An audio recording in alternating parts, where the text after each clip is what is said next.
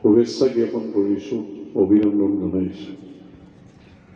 আপোনালোকে বাইবেলৰ প্ৰতিটো বাণী যেনেধৰণে সুন্দৰকৈ প্ৰচাৰ কৰিছে শান্তিৰ কাৰণে আৰু মন পবিত্ৰ হ'বৰ কাৰণে, মই আপোনালোকলৈ ধন্যবাদ জ্ঞাপন কৰিছোঁ যে গীতে মাতে সুন্দৰকৈ আপোনালোকে জ্ঞানৰ পোহৰ দিবৰ কাৰণে আৰু বিশেষকৈ পিছপৰা অঞ্চলসমূহত যেনেধৰণে আপোনালোকে খ্ৰীষ্টান ধৰ্মৰ জৰিয়তে জনসাধাৰণক সহায় কৰিবলৈ আগবাঢ়িছে, এই সঁচাকৈ আদৰণীয়। আৰু মোৰ সমষ্টিত আপোনালোকে যিখিনি কৰি আছে ইয়াৰ বাবে মই ধন্যবাদ জ্ঞাপন কৰিছোঁ যে মই হিন্দু ধৰ্মৰ মানুহ। ইয়াত বিভিন্ন ধৰ্মৰ মানুহে বসবাস কৰি আছে। খ্ৰীষ্টান ধৰ্মৰ মানুহ আছে, ইছলাম ধৰ্মৰ মানুহ আছে, বুদ্ধিষ্ট আছে বা বিভিন্ন ধৰ্মৰ মানুহ আছে। যে ধৰ্মৰ এটাই লক্ষ্য যে মানুহক মানৱ প্ৰেমৰ কথা প্ৰতি মানুহক সজাগ জাগ্ৰত কৰা, মানৱীয় প্ৰমূল্যবোধৰ কথা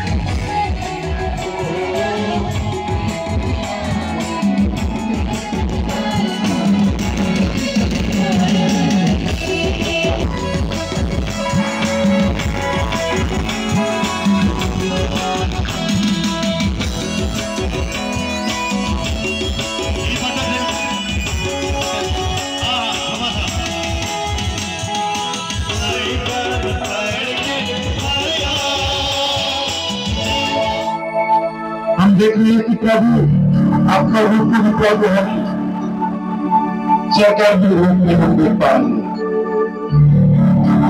आप केवल ईश्वर होकर ईश्वर को नहीं रहते, अब ईश्वर होकर इस संसार में भी एक एक मानव जाति की सेवा के लिए प्रभु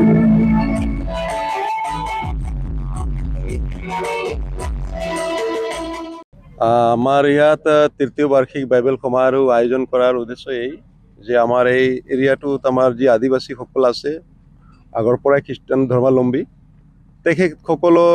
তেওঁবিলাকৰ আত্মিক দিশটো যাতে টনকিয়াল হৈ থাকে আৰু তেওঁবিলাকে যাতে এই সংসাৰিক বস্তুৰ পৰা যেনেকুৱা আজিৰ যুগতে গুটকা, নচা পান, নিচা এই জাতীয়ৰ পৰা মানুহে একেবাৰে তললৈ পৰি গৈ আছে।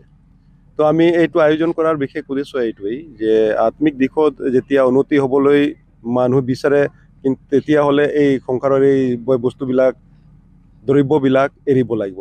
তেতিয়াহে বাইবেলত কোৱা হিচাপে আমি নিজকে শুদ্ধ কৰিব পাৰিম, পবিত্ৰ কৰিব পাৰিম, তেতিয়াহে আমি স্বৰ্গৰাজ্যত প্ৰৱেশ কৰিব পাৰিম। আৰু স্বৰ্গৰাজ্যত প্ৰৱেশ কৰিবলৈ হ'লে এই সংসাৰৰ গুটকা, নিচা, কাজিয়া, ঝগড়া এইবিলাকৰ পৰা আমি বিৰত থাকিব লাগিব। নৱপুৰত আজি বাইবেল উপস্থিত হৈ অতিকৈ আনন্দিত যে ইয়াত সুন্দৰ আধ্যাত্মিক এক পৰিৱেশ হৈছে আৰু সকলো ৰাইজক একত্ৰিত কৰি যি এক পৰিৱেশ হৈছে আধ্যাত্মিক, ইয়াৰ দ্বাৰা আমাৰ সমাজখন সুস্থিৰভাৱে পৰিচালিত হোৱাত সহায় কৰিব আৰু আমাৰ ল'ৰা ছোৱালীক জ্ঞানৰ পোহৰৰ মাজেৰে মানৱ সম্পদ হিচাপে সৃষ্টি হোৱাত যথেষ্ট অৰিহণা আগবঢ়াব। গতিকে আমি ধৰ্মৰ জৰিয়তেও আমাৰ মাজত শান্তি প্ৰতিষ্ঠা কৰা, মৰম চেনেহ প্ৰতিষ্ঠা কৰা, মানৱীয় প্ৰমূল্যবোধ ৰক্ষা কৰা, এই কথাবিলাকত এক ইতিবাচক প্ৰভাৱ এই বাইবেল সমাৰোহৰ জৰিয়তে পৰিব আৰু সকলোকে মই আজি এই সমাৰোহৰ বাবে শুভেচ্ছা জ্ঞাপন কৰিছোঁ।